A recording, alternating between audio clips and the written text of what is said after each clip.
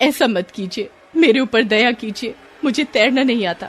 वो तो मुझे पता है, इसलिए तो तुझे यहाँ नदी के पास लाया हूँ। माँ, दोनों मिलकर धक्का दे देते हैं। हाँ बेटा, आज ही इसका सारा खेल खत्म कर देंगे। अंजलि अपनी जान की भीख मांग रही है, उन दोनों के सामने गिड़गिड़ा रही है, मगर रमेश और कौशल्या तो साक्षात हैवान हैं। दोनों अंजलि को नदी में धकेल देते हैं। अंजलि को तैरना नहीं आता है, वो पानी में डूबती चली जाती है। बचाओ, कोई बचाओ, कोई तो मुझे बचाओ। अंजलि को मरते हुए देखकर रमेश और कौशल्या को बहुत खुशी होती है। वो दोनों नदी के किनारे खड़े होकर हंसने लगते हैं। मगर ये दोनों अंजलि से इतनी नफरत क्यों करते हैं? आखिर क्यों इन्होंने अंजलि को नदी में फेंक दिया और मरने के लिए छोड़ दिया? क्या अब अंजलि बच पाएगी? बच पाएगी भी तो कैसे? ये जानने के लिए हमें इस कहानी को शुरू से शुरू करना होगा। इस कहानी की शुरुआत 1 साल पहले होती है। अंजलि का घर रतनपुरा नाम के एक गाँव में है। अंजलि के पिता हरिहर बहुत अमीर हैं। उनके पास बहुत सारे पैसे और खेत हैं। पूरे गांव में अंजलि का परिवार ही सबसे अमीर है, मगर अंजलि काली है, इसीलिए हरिहर को हमेशा उसकी शादी की चिंता सताती रहती है। हरिहर चाहते हैं कि उनकी बेटी अंजलि की शादी किसी अच्छे घर में हो। अंजलि सीधी सादी एक लड़की है, उसे कुत्तों का बहुत शौक है, इसीलिए हरिहर अंजलि को एक कुत्ते का पिल्ला लाकर देते हैं। अंजलि उसके साथ हमेशा खेलती रहती है। वो कुत्ता भी अंजलि से बहुत प्यार करने लगता है। ऐसे ही दिन बीतने लगते हैं। एक दिन हरिहर अंजलि के पास आकर कहते हैं, बेटी, तेरे लिए एक रिश्ता आया है, लड़का शहर से है। शहर हो या गांव, परिवार अगर अच्छा होगा तो मैं शादी से इनकार नहीं करूंगी पिताजी। हाँ हाँ, शहर में रहते हैं, परिवार अच्छा ही होगा। लड़का नौकरी करता है।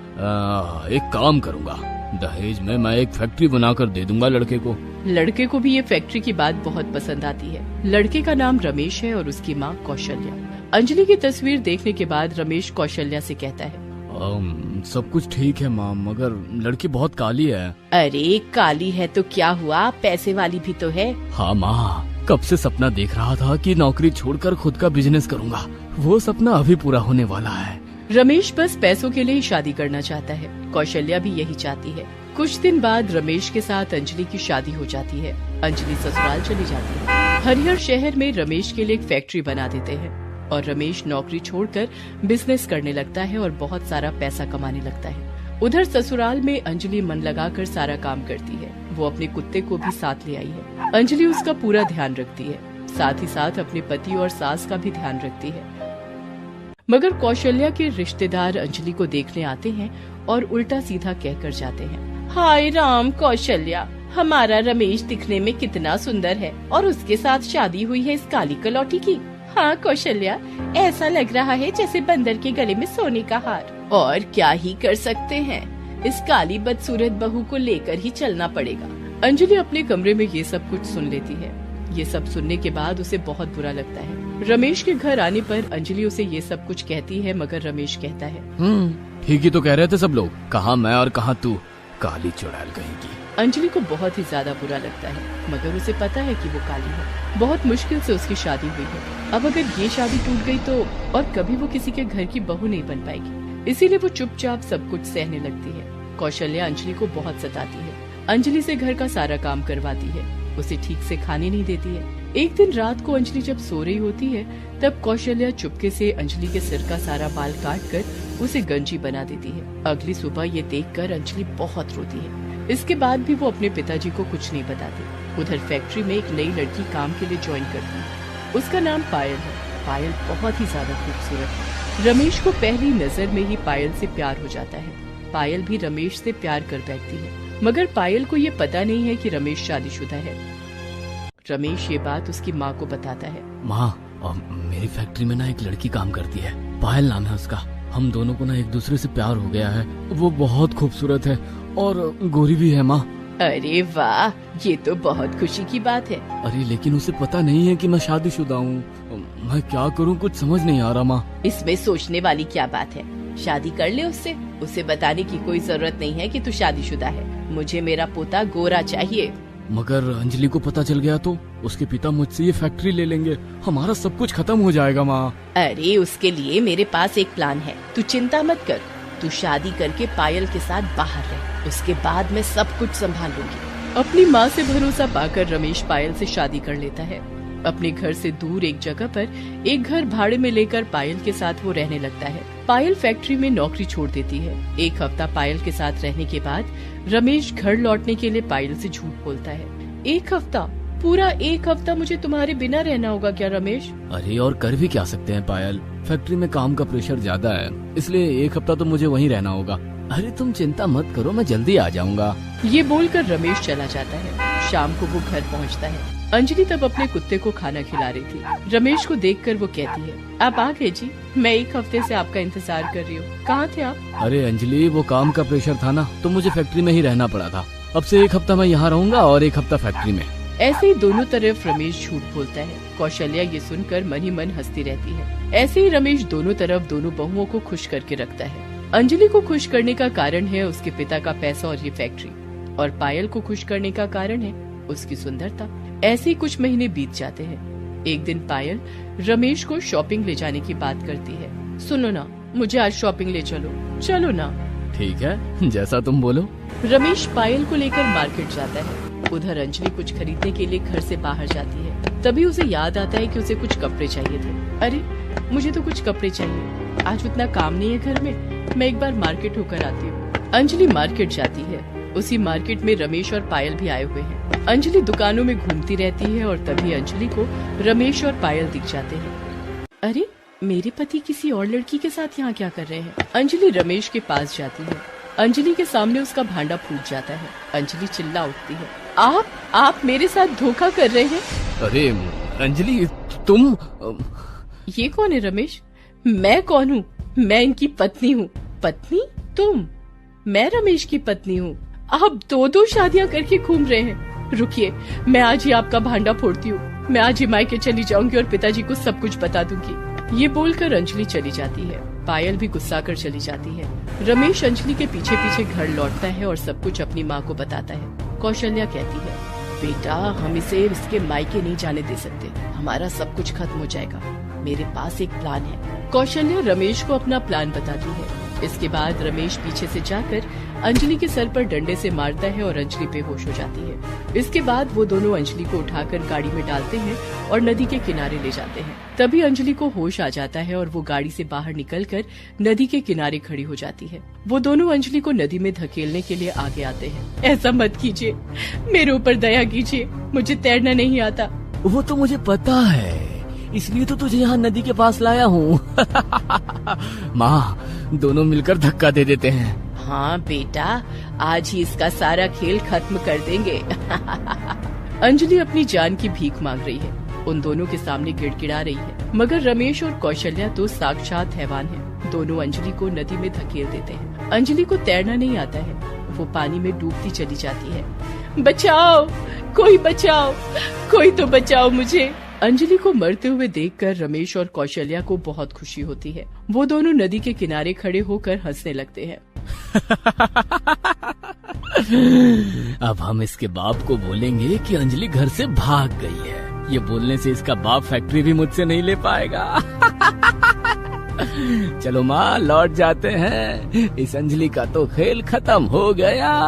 अंजलि डूबती चली जाती है। उसके सामने बचने का कोई रास्ता नहीं है। अंजलि बचने की आशा खो देती है और तभी उसे उसके कुत्ते के भौंकने की आवाज सुनाई देती है। वो कुत्ता नदी के पानी में छलांग लगाता है और अंजलि के बाल पकड़कर खींचकर उसे पानी से ऊपर उठाता है। अंजलि बच जाती है और फिर कुत्ते को लेकर गांव में अपने पिता के पास जाती है और अपने पिता को सब कुछ बता देती है। सब कुछ सुनकर हरिहर को बहुत गुस्सा आता है। उस रमेश ने जो किया है, इसकी सजा तो उसे भुगतनी ही पड़ेगी। केवल फैक्ट्री ही नहीं, मैं उससे उसका सब कुछ छीन लूंगा। ये बोलकर हरिहर पुलिस लेकर रमेश के पास जाते हैं। अंजलि भी साथ चलती है। अंजलि को देखकर रमेश और कौशल्या चौंक जाते हैं। हरिहर उनसे फैक्ट्री और घर ले लेते हैं और फिर दोनों को पुलिस पकड़कर ले जाती है और जेल में बंद कर देती है। अदालत दोनों को आजीवन कारावास की सजा सुनाती है और दोनों की जिंदगी खत्म हो जाती है। अंजलि अपने पिता के साथ खुशी खुशी रहने लगती है। अंजलि अपने कुत्ते को खाना खिला रही है। ये कुत्ता अंजलि के घर के बाहर ही रहता है। अंजलि जब खाना देती है, ये खा लेता है और रात रात भर घर की पहरेदारी करता है। अंजलि जब खुद खाती है तब इसे भी अपने हिस्से से कुछ देती है। आज सुबह भी अंजलि खाना खाने के बाद अपने हिस्से से कुछ खाना खिला रही है। इतने में उसका पति राकेश वहाँ आ जाता है। राकेश को कुत्ता बिल्कुल पसंद नहीं है। वो कहता है, क्या रे अंजलि, तू फिर से इस कुत्ते को खाना खिला रही है? बेशरम कहीं की, मैंने तुझे कितनी बार मना किया है? क्या करूँ जी, ये तो बस एक अबला जीव है, इसे खाना खिलाने से पुण्य मिलेगा। मैं माँ बनने वाली हूँ ना। इसीलिए तो तुझे मना करता हूँ। माँ भी कितनी बार मना कर चुकी है। इस कुत्ते से आने वाले लड़के को कुछ हो गया तो? लड़का? लड़का क्यों? लड़की भी तो हो सकती है। तू पागल है क्या? मेरी बात ध्यान से सुन। अगर लड़का नहीं हुआ ना तो तुझे मार के यहीं गाड़ देंगे, माँ कसम। ये बोलकर राकेश वहाँ से चला जाता है। अंजलि को डर लगने लगता है। अंजलि का रंग काला है। इस चीज के लिए बहुत बातें सुननी पड़ी हैं उसे। दिन रात उसकी सास बिमला बस यही कहती रहती है, क्या रे अंजलि, तेरे माँ बाप ने तुझे क्या खाकर पैदा किया है? इतना काला तो कोयला भी नहीं होता। जो भी है, मेरा पोता गोरा होना चाहिए, नहीं तो बहुत ही बुरा होगा तेरे साथ। जब से अंजलि पेट से है तब से माँ और बेटा मिलकर रोज यही कहते हैं। अंजलि को तो बस यही चिंता है कि अगर लड़का नहीं हुआ तो ये लोग कहीं उसे मार ना दे। अंजलि जब पानी लेने कुएं के पास जाती है तब बाकी सारी औरतें उसका मजाक उड़ाती हैं। ये देख, काली कलूटी पानी लेने आई है। सुना है कि ये पेट से है और लड़का ना होने पर इसकी सास इसे लात मारकर घर से निकाल देगी। अंजलि ये सब ताने सुनती है और पानी लेकर चुपचाप चली आती है। ये कुत्ता हमेशा अंजलि के साथ ही रहता है। अंजलि जहाँ जाती है ये कुत्ता इसके पीछे पीछे जाता है। इस दुनिया में अभी ये एक कुत्ता ही है अंजलि का सगा। रात को अंजलि की सास और पति बैठकर एक दूसरे से बातें करते हैं। बेटा, मुझे तेरी बीवी की चाल कुछ ठीक नहीं लग रही है, कहीं उसके पेट में लड़की तो नहीं है? पता नहीं माँ, इसे तो लड़का पैदा करने के लिए ही पाल रहा हूँ। नहीं तो ऑफिस में है ना मेरा प्यार लिली। लिली कितनी गोरी और खूबसूरत है, विदेशी है। लड़का पैदा होने के बाद तो मैं उसी से शादी करूँगा। मगर लड़का पैदा ही नहीं हुआ तो? लड़की हुई तो पता करना पड़ेगा। कल जान पहचान के एक डॉक्टर को बुलाऊंगी, वही बोलेगा कि लड़का होने वाला है या लड़की। फिर उसके बाद तू तेरी लिली से शादी कर लेना। अगले दिन सुबह अंजलि कुत्ते को खाना खिलाने जा ही रही होती है कि इतने में बिमला एक डॉक्टर के साथ उसके कमरे में घुसती है। कहाँ जा रही है बहू? कुत्ते को खाना खिलाने जा रही हूँ माँ, वो कल रात से भूखा है। अरे दिन भर सिर्फ कुत्ता कुत्ता करती रहती है, कुत्ते को बाद में खाना खिलाना। डॉक्टर साहब आए हैं तेरा चेकअप करने के लिए। बिस्तर पर लेट जाओ अंजलि, इस हालत में ज्यादा चलना फिरना ठीक नहीं है। अंजलि डॉक्टर साहब की बात मानकर बिस्तर पर लेट जाती है।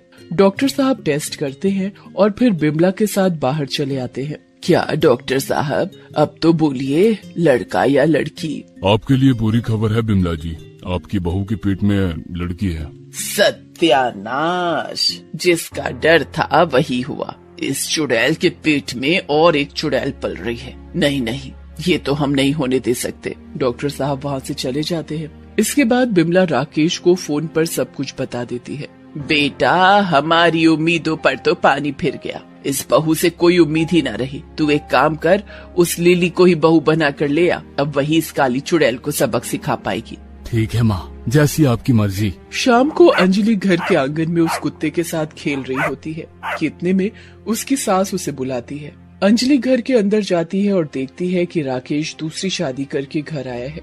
उसके बगल में उसकी दूसरी बीवी लिली खड़ी है। अंजलि तो मानो जैसे आसमान से गिरती है। ये क्या, आपने दूसरी शादी कर ली? ऑफ कोर्स अंजलि, नहीं तो क्या तुम्हारी जैसी गवार के साथ मेरा हैंडसम हस्बैंड पूरी जिंदगी निकाल देगा? How silly, I am lily.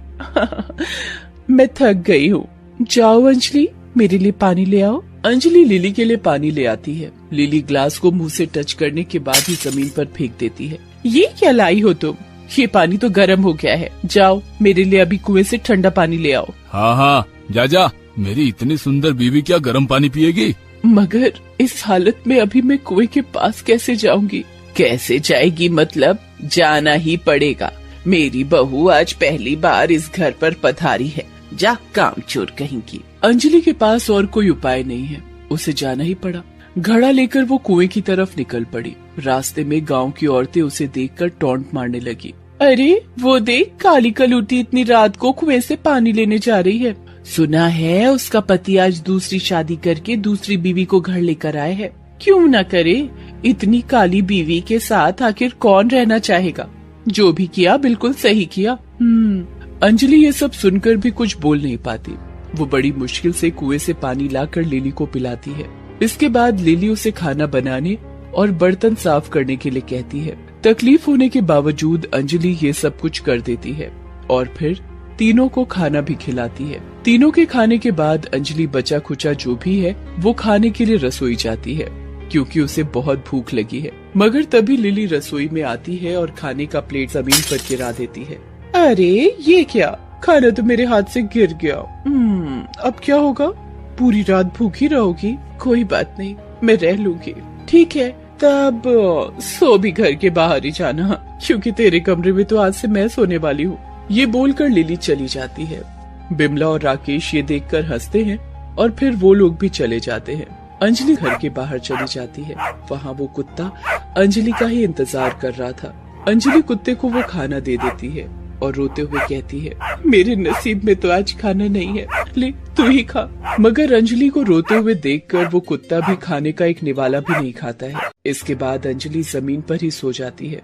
तभी जोर से बारिश शुरू होती है और अंजलि भीगने लगती है। हे भगवान, ये दिन देखने के लिए मुझे जिंदा रखा था क्या? उठा लीजिए भगवान, मुझे उठा लीजिए। इस दुनिया में अंजलि का अपना सिर्फ ये कुत्ता ही है। ऐसे पूरी रात बीत जाती है, बारिश भी रुक जाती है, सवेरा अब होने ही वाला है। तभी बिमला, राकेश और लिली घर के बाहर अंजलि के पास आते हैं। लिली कुत्ते को भगा देती है। भाग भाग यहाँ से, भाग जा।